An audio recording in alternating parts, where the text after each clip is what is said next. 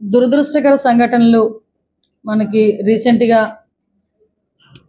Essentia pharma కంపెనీలో ఒకటి, నిన్న మళ్ళా పరవాడ ఫార్మాస్యూటికల్స్లో సినర్జిన్ అండ్ కంపెనీలోని 2 ఇన్సిడెంట్లు జరగడం జరిగింది. విషయం ఏంటంటే, ఎసెన్షియా ఫార్మా కంపెనీలోని ఇన్సిడెంట్ మనకి 2 o'clock ఆ టైంకి జరిగిన వెంటనే వితిన్ 45 minutes to 1 hourలోనే ప్రభుత్వ యంత్రాంగమైన మన కలెక్టర్ గారు, ఎస్పీ గారు, జేసీ గారు, అదేవిధంగా మిగతా డిపార్ట్మెంట్ వాళ్ళందరూ, fire department, NDRF, SDRF within 1.5 hourలో మొత్తం అంతా కూడా యాజమాన్యం అంతా కూడా అక్కడ చేరుకున్నారు.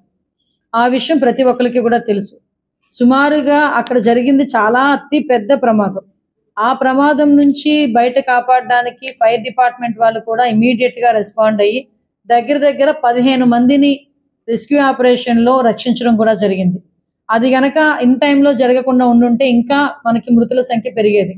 సీరియస్గా ఇంజ్యూర్ అయిన వాళ్ళు ఒక 20 మంది, కొంచెం పాక్షికంగా ఇంజ్యూర్ అయిన వాళ్ళు ఒక 18 మంది కూడా ఉండటం ఈరోజు ఇప్పటికీ కూడా హాస్పిటల్స్లో ఉండటం అనేది మనందరం కూడా చూస్తున్నాం.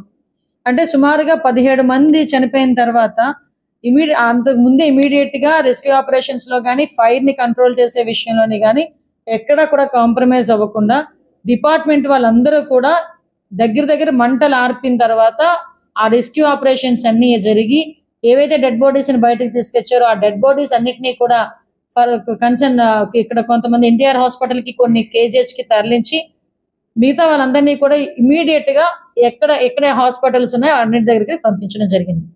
అయితే నన్ను కూడా గౌరవ ముఖ్యమంత్రి గారు అదే రోజు మాకు హోమ్ డిపార్ట్మెంట్ తాలూకా రివ్యూ అయిన తర్వాత సీఎం గారు నన్ను ఆదేశించడం, ఇమీడియట్ గా నువ్వు బయలుదేరి వెళ్ళామంటే బై రోడ్ నేను నైట్ 12:30కి ఇక్కడ చేరుకున్నాను.